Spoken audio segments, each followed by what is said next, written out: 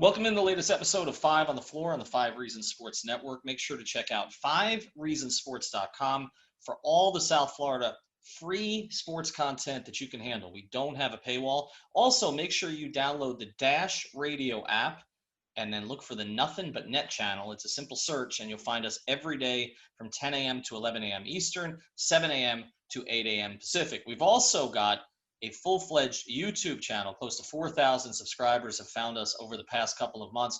We've got a lot of new shows, including a show from Tamara Brown and Kylie Wang, which is called Playing Catch Up, and that airs every other day, Monday, Wednesday, and Friday, a 10-minute catch-up with a little attitude on everything that's going on South Florida sports. Also, you can find 90 Minutes Strong there on Inter Miami and soccer, and Loaded Bases on the Marlins and baseball. Also, 3 Yards Per Carry, 5 Rings Canes, Balls Cast, Light Skin Opinions, and Shulable are our other podcasts. I want to tell you about a great sponsor of the 5 Reasons Sports Network. All of our sponsors are local, including this one, and this is our friend Gabe over at the Gonzalez and Tybor Law Firm. This is a law firm that you want to find if you're having financial difficulty. You know, a recent report showed that over 45% of people use their stimulus checks to repay debt. This is money that could have and should have gone to cover living expenses. Even before the pandemic, household debt in this country, especially credit card debt, was going up, and it was hurting families and small businesses. Nobody likes to consider bankruptcy as an option for dealing with your debt, but bankruptcy is one of the few laws that exist to actually help consumers. It gets a bad rap. So before you make another debt payment that you can't afford, or you do something drastic like empty out your 401k or borrow money from friends and family, why don't you talk to a professional about your options? That's Gonzalez and Tybor. Bankruptcyisgoodforyou.com, 954-378-8184. That's 954-378-8184. An attorney will answer your call. Or again, bankruptcyisgoodforyou.com. Ask for a free consultation, which can also be done on the telephone or video conference. And now today's episode with a twist. We spoke to Jay Tilton of Exeter Hoop prior to the Heat closing out the Indiana Pacers in 4 games. So you'll hear a little bit of that at the end, what's going to happen with the series. We know now what happened to the series. It was kind of what we expected, but we think you'll enjoy this interview with somebody who knows Duncan Robinson really well. And now, the episode.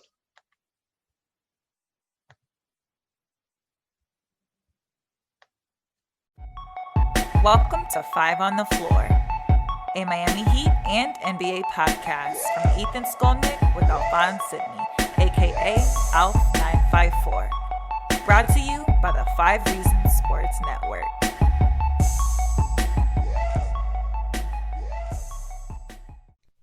Welcome back to 5 on the Floor on the 5 Reasons Sports Network. You can also find us every day on the Dash Radio app. That's the Nothing But Net channel. So download the Dash Radio app for free, and you'll find us on Nothing But Net if you search for it every day from 10 a.m. to 11 a.m. Eastern and 7 a.m. to 8 a.m. Pacific. Okay, now, this isn't just the best story in Miami sports. This is one of the best stories in sports in this country, big-time sports, because of where a certain player came from and where he is now. And we wanted to get to the origins of the Duncan Robinson story, a guy who, before the season, we were wondering if he would be in the rotation. And then not only was he in the rotation, he became a starter and then became the most prolific three-point shooter for a single season in Miami Heat history, and now arguably the best active shooter in the league, at least until those guys get back from Golden State. So we wanted to get to the beginning of it, and we got the chance today to bring in Jay Tilton. You can find him at Exeter Hoop on Twitter. He's the coach at Exeter, which is where Duncan Robinson played in high school, or one of the places that he played. And so, Jay, we really appreciate it. I want to start here. How long have you been coaching at Exeter? And just to kind of fill us in a little bit, when did you coach Duncan? Well, thanks for having me, fellas. It's a pleasure to anytime to have an opportunity to chat about Duncan. He's such a wonderful story and even better person. So thanks for having me on here. But so this is my starting my 19th year at Exeter. So it's the strangest of all of them, coming in with all of our restrictions with the the COVID situation, but we have our kids coming back. So this will be year 19 for me, and I did have a little bit of time to coach at the collegiate level prior to this. So I've been doing it for quite a while. Duncan was with us for 1 year, a postgraduate year, 2013, which was earmarked a really illustrious year in our basketball history. It's the first Class A championship the school ever won, and he was MVP of the championship game that year, and had some real, great highlights throughout the year, and had some really good players on that team. And still to this day, I don't know that I know no one in the past has reached that record. We were 25-1 that year, and I'm not sure how familiar you are with the prep school basketball scene, but there's several kids that come out of this league who are, currently pros. So, he wasn't the only good player in our league. As a matter of fact, at that point, he was a relative unknown coming into this season, which is really part of his whole story. But yeah, so I had him for that 1 year. His postgraduate year in 2013 was his graduating year. Before we get back into Duncan, tell us about Exeter. Where is it located? I think a lot of people are familiar with Exeter, but for those who are not, where is it located? I know it's known for academics. How many kids go to the school? What is this place like? Yeah, so Phillips Exeter Academy is located in the southeast corner of New Hampshire. It's about roughly 1,200 students from all over the world. And yes, it has a really strong tradition in academics. I like to think our basketball program has done quite well for itself, but in all reality, I know we're a blip on the radar screen when it comes time to really discussing what the history is of the school. So we're 15 minutes north of the Massachusetts border and 15 minutes south of Maine. So we're tucked right into the seacoast region. And ironically, the NEPSAC, which is the New England Prep School Athletic Conference, is just loaded with talent. And New Hampshire specifically has some of the top prep school talent in the country right here, in our small state. So it's a pretty unique situation that we have here. Hey, Jay, Greg Sylvander here. It's interesting to hear about that. It sounds like a completely different world from sunny South Florida to some degree. And I guess I wanted to go even further back than Miami Heat, Duncan Robinson, and kind of unpack what it was like the first time you met Duncan Robinson. First impressions are always a big deal. I'm interested to hear about, like, the first time you met him, kind of what takeaways did you have from that? Yeah, sure. I met Duncan when he was quite young, and his older sister went to school here, and we knew his family a bit, but really started to make more of a connection with him when he was, I want to say he might have been either a junior or senior at his the Governor's Academy where he went before Exeter. And ironically, I used to work out one of his best friends, Tell White, who is someone who trains Duncan a lot now. You may have met him, but anyway, I used to train Tell when he was in high school, and Duncan used to tag along and go shoot in the gym. And I was kind of like an eye on, like, who is this, 6'4", super skinny, but wow. He was like this smooth athlete that was just shooting on the sides. Like, that kid's gonna look like he could be a pretty decent player if he got a pounder 20 on him at that stage. But you could tell he had something pretty good going, at a young age. So I met him when probably he was maybe 15 or so, 15 or 16, and then he always had sort of the connection to Exeter through his family. And as I mentioned, his sister went here. So he made the decision. He reached out and said he wanted to consider a postgraduate year along with a couple of his other buddies who are in the area. And fortunately, they're all really good students.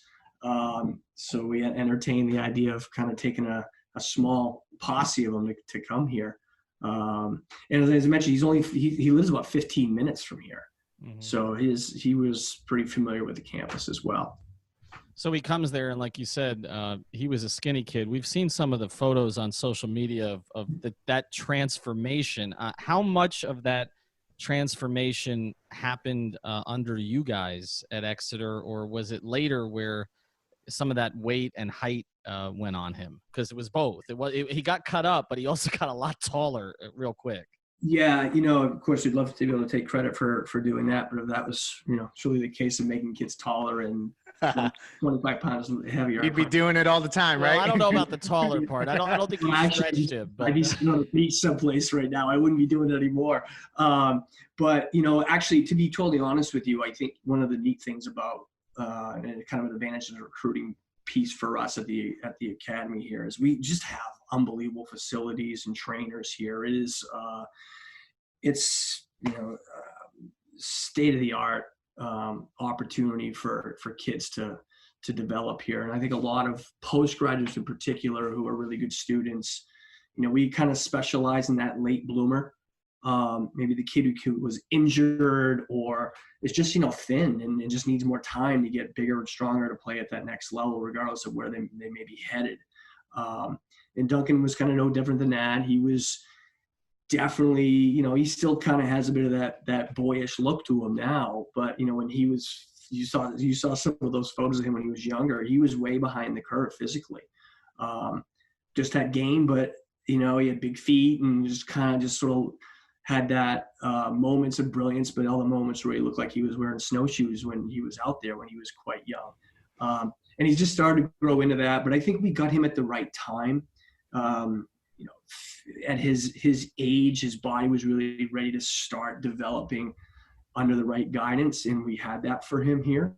And I'll give him all the credit. I mean, he took full advantage of every single opportunity that he had here to get better.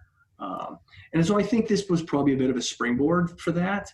And he clearly, took that approach for every place he's been, where he just keeps ascending and getting the most out of the opportunities he has. It's really interesting when you talk about approach, because in conversations and seeing reports from Heat scouts like Chet Cameron and such, they talked about when they went to see him at a workout, I believe it was in California, if I remember correctly, and they essentially, when they saw him shooting the ball, that was the one thing that really stuck out. In the first time that they saw him, there was that unique skill that could be cultivated and maximized. And I wonder, when you saw him back then, did that skill, obviously he was probably a great shooter in relatively speaking with the other kids in the gym, but did that really jump off the page the way that it did to the Miami Heat scouts to you when you first saw him shoot? Now, Duncan couldn't shoot a little bit before we got him. We taught him everything. No, I don't. He was always a good shooter, and he, I wouldn't say like when we were recruiting him or we were evaluating at that time, he was probably about 6'6", maybe 6'7", going into his postgraduate year.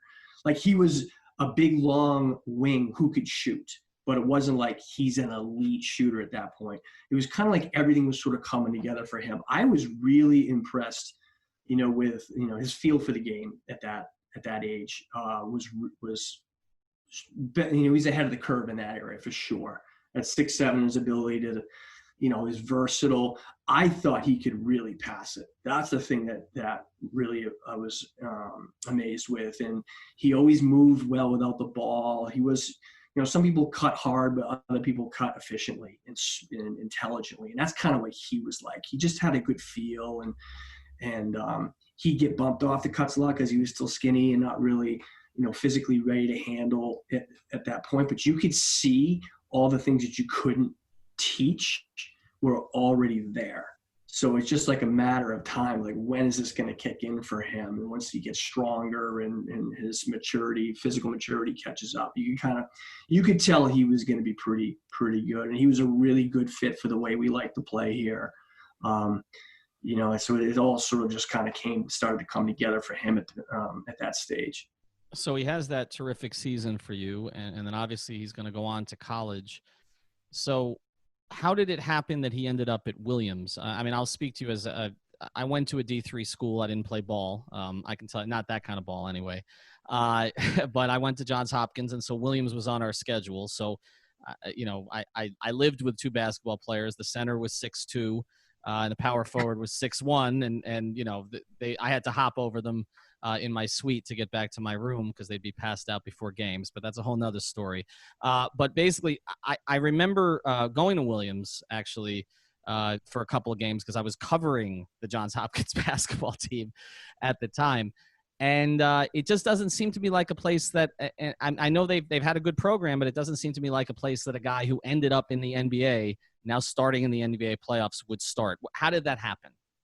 Yeah, well, when Duncan made the commitment to doing a postgraduate year here, he was playing on the AAU circuit. He played with Middlesex Magic, which is a really sort of elite program in this area. And they have good players that are all, mainly those kids are looking at the same sort of cohort of schools, which are sort of the Williams, the Hopkins, the Ivy, Patriot. This is just sort of, that's what their program is made up of. And we had 3 kids, including Duncan, playing on that team. So, I think you kind of get, you got a lot of those coaches from those schools who are naturally at those games and following them and got familiar with Duncan. And the problem, I think, where he kind of got overshadowed a bit was, again, going back to the fact that he was just a little bit physically immature at that point. It's just his core strength wasn't there. He was dealing a little bit with a back injury, so he was in and out a lot. So, I think one of the more challenging things for college coaches is just pulling the trigger on kids a lot. And so much of it is hearsay. And the one question that college coaches ask me that probably bugs me the most when they're recruiting our kids is, well, who else is recruiting? I said, well, if you are, that's really all that matters. But a lot of times I think that's hard when it takes one school to really put their stamp on a kid, and then the rest jump on it. And we had some other kids in our program. We had a Big Ten player in our program who got a scholarship at Wisconsin that summer. And we had a couple other kids that were physically ahead of Duncan at that point, who were just good Division III players, but they had probably already pretty much maximized their ceiling. And he wasn't there. So, so he got pushed around a little bit at times, and he had moments where he was just brilliant at our fall open gyms, but no one really pulled the trigger. But that summer, prior to the kids matriculating in school, we always do something with our group because, we always have some new kids coming in every year, and we try to build that chemistry. And we had like a 4-day long weekend. We get the kids together. We went to Dartmouth. We took a trip down to a couple of really good Division III schools in the area. We did some whitewater rafting. It was just this great opportunity we had. But one of the stops we made was at Williams College. And Coach Mike Maker was there at the time. It was one of his first couple years. And Mike and I actually coached together. He's a very good friend of mine. We coached together at Dartmouth years ago. So he invited us down and just spoke with such great passion about his program. And, one thing about Duncan, that young man loves basketball. I mean, if there's one thing I could say that really drives him, is he just loves basketball, and was so taken by what Coach Maker had to offer. And he could tell that, he had this sort of that similar passion for it, that he was just super, excited about that trip we made out there. We played that night with some of their guys that are alumni from their camp. And it was just a great, opportunity for him. So when we got back in the fall, as I said, we had some of these other kids who were getting more attention, and Duncan just sort of got passed by. And eventually he said, hey, you know what? I mean, we had other kids going to that level. It made sense. He loved it. They really wanted him. Early decision came around. His family was on board. He said, let's go. And Williams is such a good program. Anyway, he knew he had a chance to get an elite education and play for a national championship every single year. Now, if you said that to any athlete going in, yeah, they're taking it. And you took the level out of the equation there. I mean, who wouldn't want to be having that on the radar screen for them? So that was the situation, and he committed to it, and and he had a great season for us. And clearly over time, more and more people started to say, oh boy, how did we miss on that one? That was kind of the common thing that we heard as the season rolled on. You touched on something when you were talking about how he kind of got lost in the shuffle, and there were other guys that maybe were D3 level talents, but they reached their ceiling then. And Duncan clearly was a player that had yet to be maximized and had a lot more room to grow. I wonder, from your perspective, who's coached him and seen this ascension, What do you think is Duncan Robinson's ceiling? And obviously I know that you'll speak glowingly of him no matter what, but truthfully, like in a realistic perspective, how good do you think he can be? Because, you know, Heat fans are looking at him as a player who literally, like, we expect the shot to go in every single time he shoots. So I'd be interested from a coach's perspective to know, like, what you think his ceiling is. Well, I don't think anybody expects it to win more than he does. He's always been like that. And, you know, I think it's funny. I think when I think about your question, he's had these like monumental sort of leaps over time where you think he's going to level off and all of a sudden something big happens. And I remember, you know, he had, as we said, he had a really good season for us, but like that spring of his postgraduate year, he somehow got into that, the Nick Stauskas record, that 5-minute 3-point shooting contest that was on YouTube. And this is long before he had any affiliation with Michigan, but he and a couple of his teammates here, Harry Rafferty and a couple other guys, they were like so into beating that record. That's all they did. They set the gun up in our gym, and, you know, all the other kids are doing their own social things on campus, and Duncan and a couple of his other basketball nerd buddies are in there just trying to beat that record constantly. And I think that was kind of like where he just sort of became a next level shooter. And then, you know, and I think people didn't see it because he was doing it in a gym on a weekend. And then that summer, the next trip we took as a team, I actually brought Duncan and 4 of his teammates and 5 of our new kids coming in. We went over to Sweden, Iceland, and Denmark. We had an opportunity to go over there and play some professional teams. And we played the top team in Sweden on that trip. And they had a terrific player. They had men, and we were still high school kids basically at that time. Duncan lit up Malmo for 43. That's when I was like, what in the world's going on here? Like, he's just a different animal now. When I saw him doing that, he was fairly unstructured, and it was really good basketball because, you know, European basketball is pretty sound. And I called back to Coach Maker at Williams when I got back to that trip and said, you really did steal one here. He was just terrific. And then, of course, you know, I think he had a great year at Williams. He was a National Rookie of the Year, and he kind of made that next jump. And what they did with him there was really good. It was a great fit for the way he played. And his body was continuing to mature. And then he kind of a little bit went into relative obscurity because he had to take the year off going to Michigan. And then, of course, that was a big leap for him, and had a lot of things he had to work on defensively. I think was his biggest transition there. And of course, it came together. Now he's just made this other huge leap. I think the thing that really I'm most impressed with now is, one, how he has become a far better defender than he was. It was something he had to put a lot of time into, and really commit to doing that. And, you know, of course, now the other thing too is I just love watching him move without the basketball. Mm-hmm. I mean, that is it's incredible what they're doing with him. He's smart. It works well with his natural talents and his just mindset. And like you said before, there isn't a shot that he puts up that he doesn't think is going in. Glad to see everyone else trying to think that too. Yeah, no doubt. We're going to go to a quick break here, and then after that, we're going to close up with Jay Tilton, but I want to get into a little bit more about what he's talking about here with what the Heat have done with him. All right, back here on 5 on the Floor with Jay Tilton, the coach at Exeter, Coach Duncan Robinson, in his postgraduate year before he went to Williams and then went to Michigan. When you and I were setting this up, you told me that you had sent Duncan a text, I think it was before game 1, saying you're the best shooter in the world, or something along those lines, which rung a bell because when Erik Spoelstra was talking about Duncan Robinson during the preseason and Duncan wasn't making a shot, he was still telling the media Duncan Robinson is the best shooter on the planet. And we were like, really? Like that guy? Like, we're not quite sure about that. And now I don't think anybody would disagree. Can you speak to kind of, what your relationship is with him now? Because obviously you still have one. And also the confidence level, because another story that I tell a lot here is that Duncan told me that the first time that he interacted with Jimmy Butler here in Miami during an open run, Jimmy made the mistake of going under a screen, and Duncan told him after that, don't ever do that again.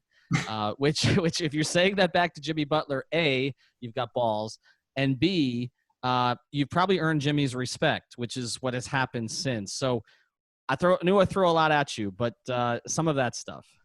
Yeah, that's a funny story. I didn't hear that one about going on the ball screen, but yeah, that's not a good idea to go under any ball screen.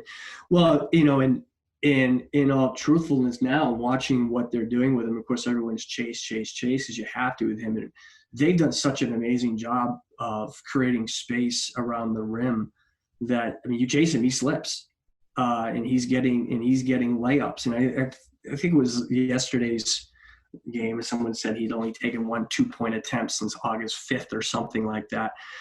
But the fact that people have to chase him around these screens is creating so much more space for everybody else. He could probably go an entire game without getting a shot, and no one wants that. But he's making 4 guys on the floor better all the time because of it. There's so much attention on that special thing that he can do. And to his credit, he's done a lot where he's been able to now. He doesn't need much space; they just get him a little bit, and he can do the rest. I know that when he was playing in the G League, that was a real big part of his development. I know it was not an easy thing to do, and he was flying across. He's flying up north to Dakota to do that. And I think most people said, "Boy, he must love being in Miami." He actually really enjoyed playing in the G League team because he got to do so much. They asked him to take such tough shots all the time and to experiment into. And I don't know how the heck anyone can actually coach that when you're told you get mandated for all these things players have to do each game. But he was hoisting tough shots all the time. They wanted him to experiment and do that. So I think that's probably been part of his development now too. But yeah, he's really kind of put it all together. But and he'll be the first to tell you, he always gives everyone else tons of credit for what they've done, and that's true. He is a very genuine kid. I think everywhere that he's been, he's taken something good away from that experience. He never forgets that. He's exceptionally humble. I will always have a good relationship with him. Every time I chat with him, the last thing he wants to talk about is Duncan. He always wants to know what's going on with our team and my family and things back at Exeter. He's like that with everybody.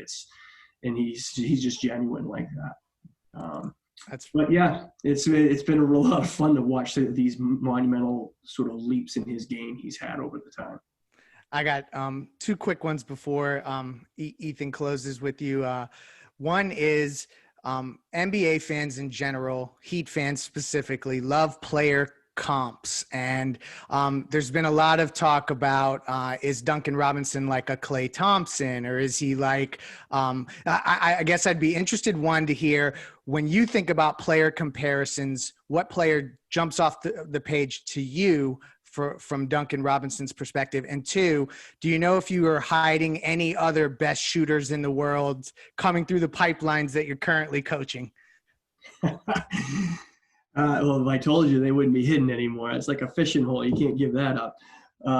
We have had some pretty good shooters here in time, and but to live up to what Duncan's doing, that's really hard. Because to get back to your other question, when he was playing in that AAU circuit we were watching, we always used to, Mike Maker and I, when he was chatting about what he thought he was as a player, we used to say he was like a young Mike Dunleavy.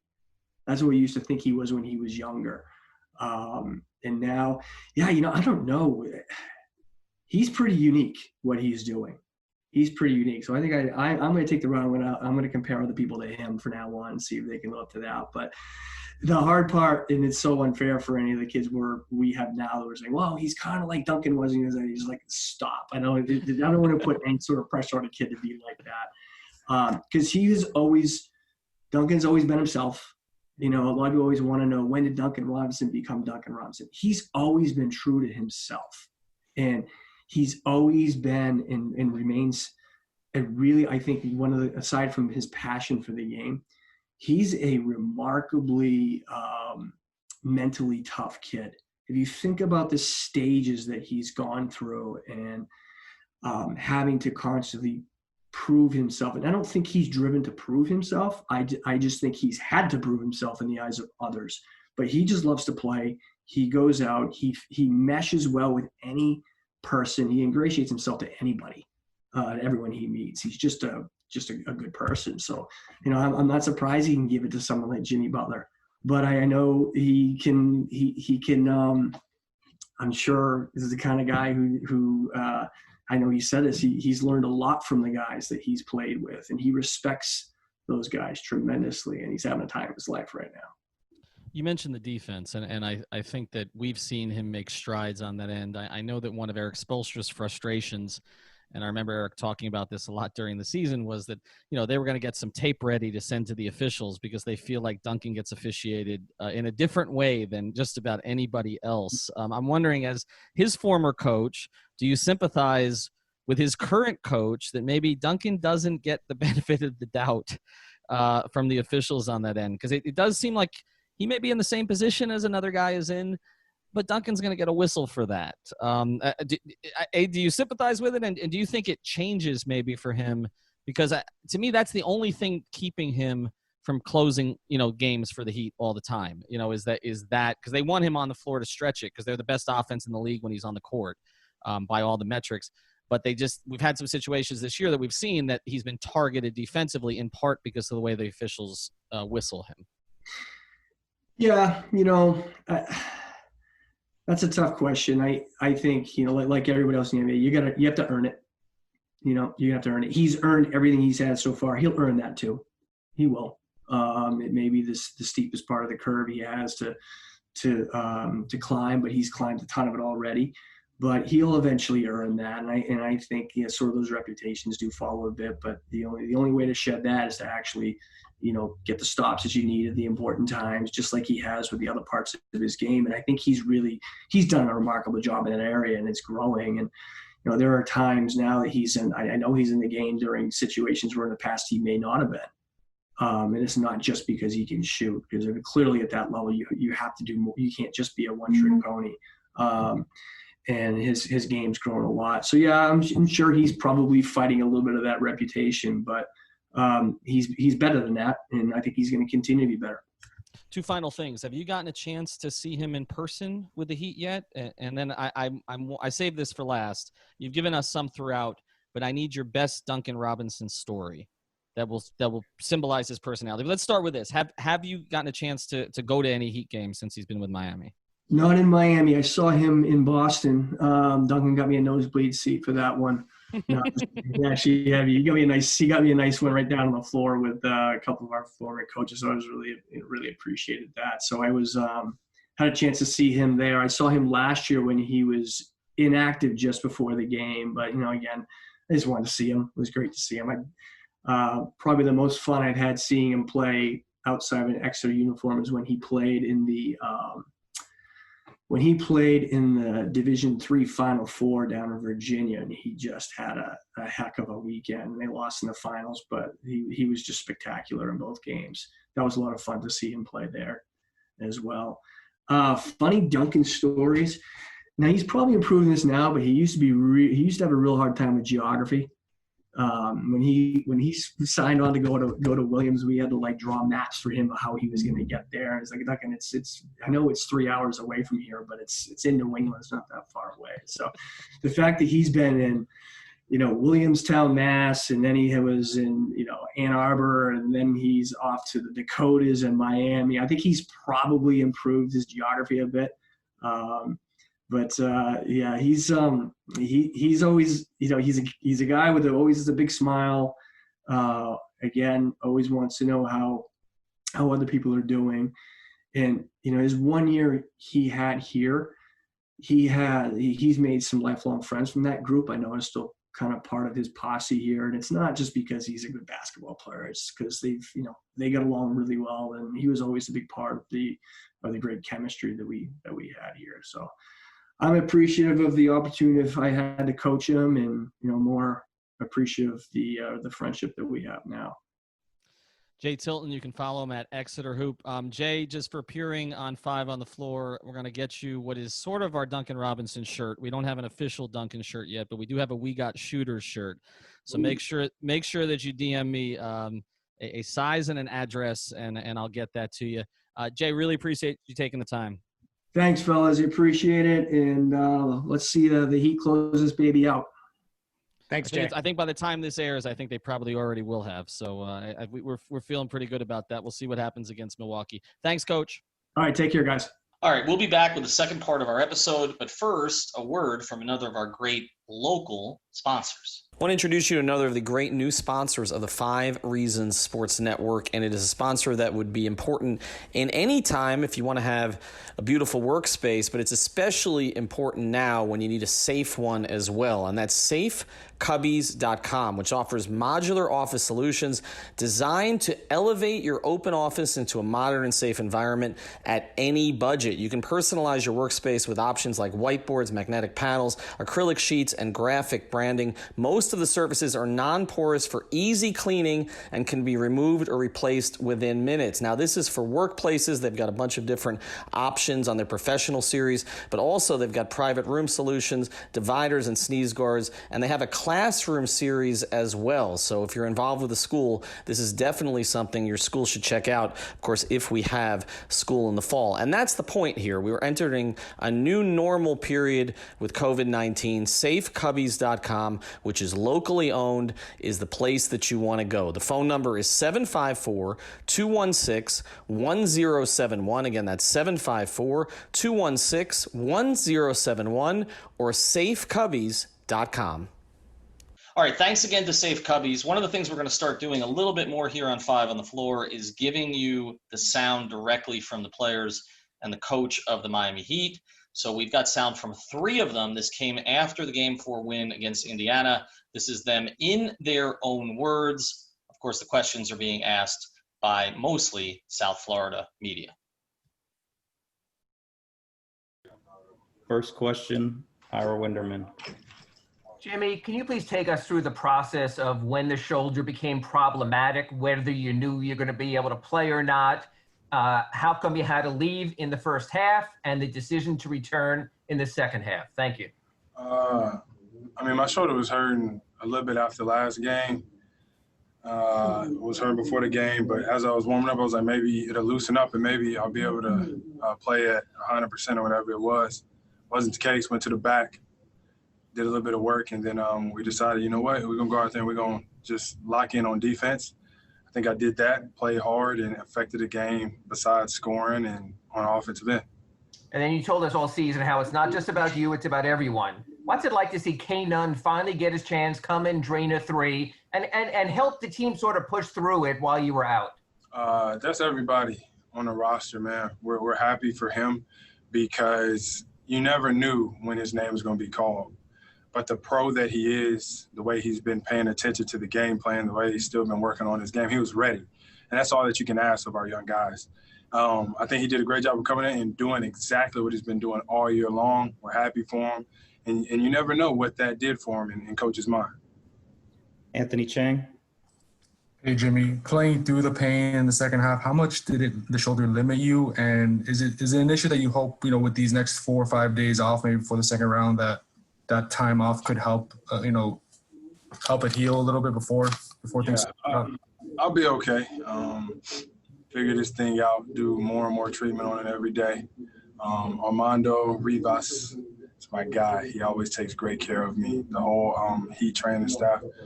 I'll be fine. Rest up and lock in on our next opponent. Tim Reynolds. Jimmy, congrats on the win. You've obviously won series before, but this is your first sweep. I'm wondering if that has any significance for you.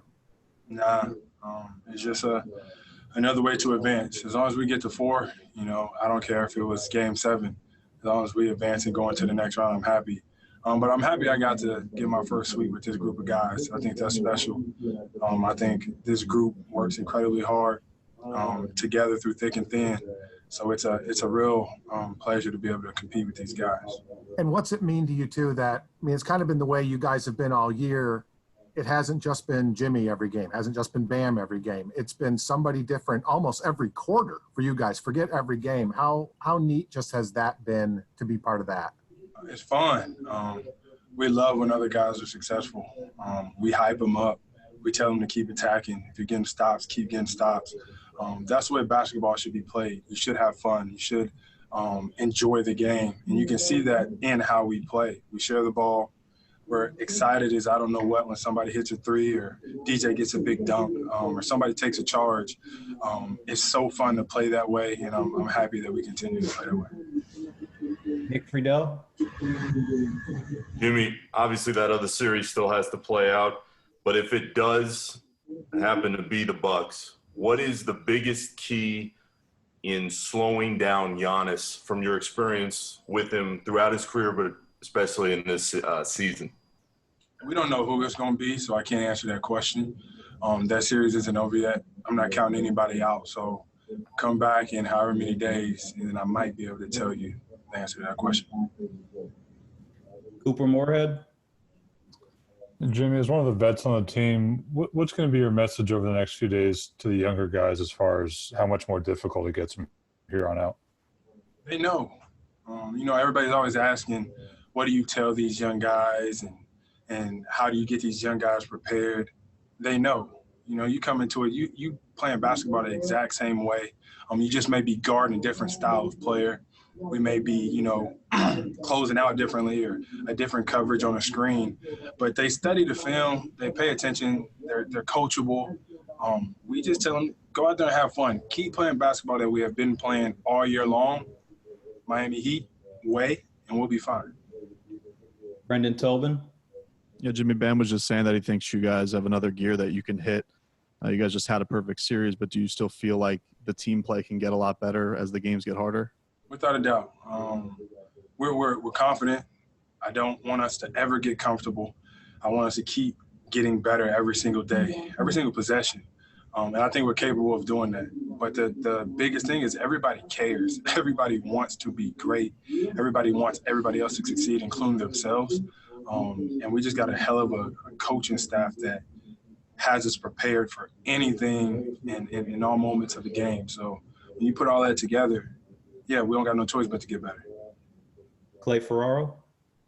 Hey, Jimmy, the camera was cutting over to you a bit in that fourth quarter when you were on the bench and guys were stepping up. What does it mean to you as the guy that everybody points to as the leader on this team to see those younger guys stepping up while you're on the sideline? To me, it's normal. Like, it may catch some people off by surprise, but I see this every single day in practice, when we don't have practice and these guys still go to the gym all year long and however many games that we played, like, they're always taking and making big shots and in the right position on defense and just playing hard, getting on the floor for a loose ball. Tyler got, 3 offensive rebounds in a row or something like that. Like, that's winning basketball, and we preach that to him every single day. Spo is always talking about ball in the air, ball on the floor. Those are championship habits, championship plays. Obviously, the kid can put the ball in the basket, but as long as everybody is playing hard, like, you can't help but to be happy for them. Anthony Chang, last question. You've spoken highly about the Heat's coaching staff all season, but what did you learn about the staff in this first round, in these 4 playoff games, just the way they help prepare you guys and the adjustments they made? Look, they're in it just like we are. A lot of the times you would think that Spo is out there playing with us or Chris Quinn or AC because they're so locked into it. They're telling us what we see. What they see, we're telling them what we see. Everybody's so engaged into the game, and obviously they study the film. And they're just making adjustments on the fly. It's actually fun to be a part of, fun to watch, and fun to learn how their mind works. All right, Jimmy, thank you for your time. Appreciate you. Put my mask on, fucking one arm. Congratulations. We'll get started. First question will be Ira Winderman. Erik, can you take us through the process with Jimmy? They were showing on TV, it appeared his shoulder was even hurting before the game, how that stood, the decision to take him out for the rest of the first half, then going back in the second half, and just his grit to push through, please. Yes, I mean, obviously he's built up a resume over the course of his career, being able to play through various injuries. His toughness will never be questioned. But we had to take a look at it in the second quarter. I wasn't feeling great coming in, and then he got jarred again. He probably got jarred in that shoulder 3 or 4 times during the course of the game. That's just usually the way it works out. But in the second half, he gave us some really good competitive minutes out there. Just gotten through it, and then hopefully we'll have now a few days for him to recover. And then there's Bam, bloodied shoulder and all, but big double-double, sort of being a powerful force. Your thoughts on his efforts, please? He was so big on the glass. The 6 offensive rebounds, but everything else on the defensive end, either switching onto their guards, protecting at the rim if somebody got beat off the dribble, trapping when necessary, and then finishing off our defense with great pursuit of the ball. But that's who Bam is. He's a winner. I'm so glad that he's able to experience, like everybody else, a first round win where he had a major impact. And I don't care what the stats said. Tim Reynolds. Erik, the earliest you'll play again is Friday. How valuable, especially in this every other day scenario, how valuable are 3 days going to feel like? It's important for any team, but we have some veteran guys and they're professional, so they know how to take care of themselves. But yeah, we could use a couple days. Particularly the guys that I was extending time. I played Goran a lot of minutes in this series. He was so good. It was tough to take him out. You kind of took me to my follow-up. How important was it to finally get Kendrick his first playoff minutes? It was so great to see that and to see everybody's response to him getting in there. We knew that it was a matter of time before he was going to have some kind of opportunity to get in there, whether it was foul trouble or somebody having an injury. He's been putting in the time.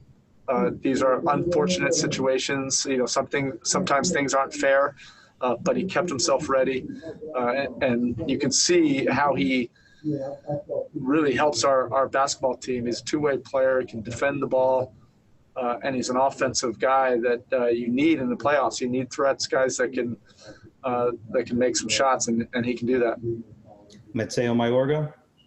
Hey, Coach Spo. In the 3 wins prior to this game, the Heat were averaging 35 free throw attempts per game, and in tonight's win, they only took 14, the last coming in the final 30 seconds of the game. What did Indiana do differently on the defensive end to limit placing Miami on the line, sir? I don't know. They probably weren't, or they're probably really focused on doing things with more discipline after the last couple of games. Jimmy having a shoulder injury wasn't colliding into people offensively as much as he typically does. But you have to find different ways to win, and you're not always going to be able to get the 30-plus free throw attempts. And we're able to get enough things tonight offensively to get the win and the series win. Clay Ferraro.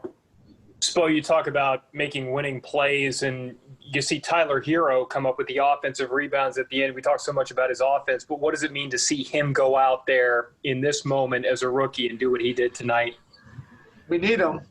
I don't think we have it designed in our offensive system for him to be, an offensive rebounder, but he went after the ball, and those were loose balls, and he put his nose on it. He has a knack for being around the ball, but more importantly, he's improving defensively. He's learning what playoff basketball is all about, the intensity level, and how every single matchup and every single possession matters. And then offensively, he's a serious weapon for us. He can play off the ball, which is important, but he also can have the ball in his hands and make plays for our team, and that's only getting better. Nick Friedel. As far as treatment goes for Jimmy in the next few days, do you get him an MRI? How does the structure work? It's soft tissue. So he already was checked out by all of our trainers and everything. What he needs more than anything is just rest, and then he'll start to work his way back into it. I asked him if he's like Wolverine, if he heals like that. I have seen some other injuries that looked more significant. Not than this, just they look like they're, tough injuries, and he comes back the next day and he's ready to go. So just for clarity, he had the MRI, it came back clean? No MRI, it's soft tissue. Gotcha. Yeah. If we feel like we need to, we will, but at this point, no. Last question, Ellie Adams, CTV. Hey, Coach.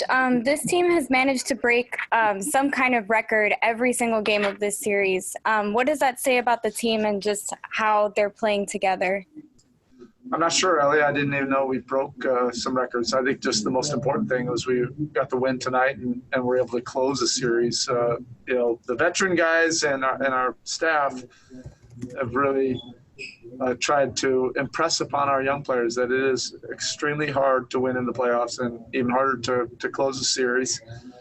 Our young guys really understood that in this series. It was so competitive. There were turning points in every single game that could go either way. Unfortunately, they're in our favor. And then as you move on, competition raises and your game has to raise as well. Thank you, Spo. Okay, thank you. Take your time. All right, we'll get started. Ira Winderman, first question. Okay, you guys all have spoken all year about the depth of talent of this team, and you can pick up for each other. So you see Jimmy go out after 6 minutes in the first half. Other guys step up. Bam steps up big time. Goran again. Is this what you knew all along about this team? And how enjoyable is it to see it play out this way in the playoffs? I mean, well, first of all, I got to tip my hat off to my young fella K9 for stepping in. It's been tough for him mentally. He was in the rotation all year, and to come in and give us minutes tonight on the closing game was huge for us. It was next man up mentality, of course, when Jimmy went down. But it's been good for us to play with so many different bodies and having so many different bodies that we can count on. And guys just staying ready. If their number's called at any time of the game, just being ready. And I think tonight it really came into play for us, and it was able to work itself out. Anthony Chang. Hey, Jay, how important will these next few days be just to get a few days off, especially with Jimmy and his shoulder? And I know you've been battling a little bit of an ankle issue as well. How important will these next few days be to get prepared for the next rounds? It's critical for us to take care of our bodies right now. My ankle is flaring up so big. My ankle's the size of a golf ball right now. So I'm going to take time and try to get my body to where it needs to be for another series. So I'm sure Jimmy will do the same thing. It's key for us. I felt like this game was good for us to get a day or two rest before the next series. And I honestly feel like guys are feeling it with their bodies and stuff. G as well. G came in just after the game. He's just feeling it. But it's a gauntlet right now. We're in the thick of the fight.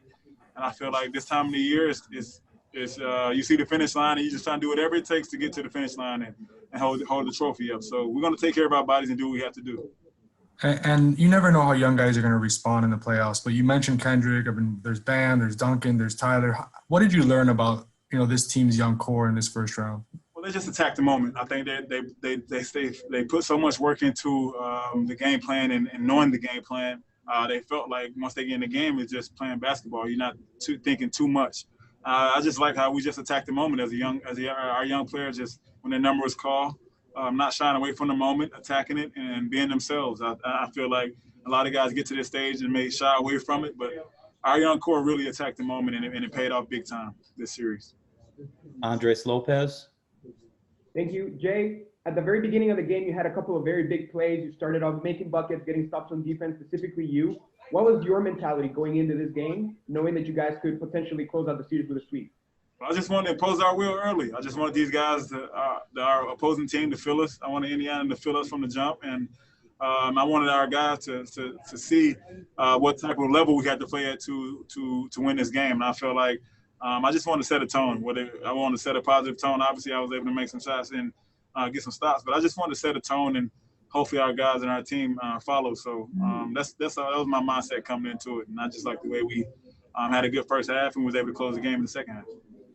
All right, Jay, that looks like it's it. Thank you for your time. Welcome. Thank you, guys. Thank you for listening to the 5 on the Floor on the 5 Reasons Sports Network.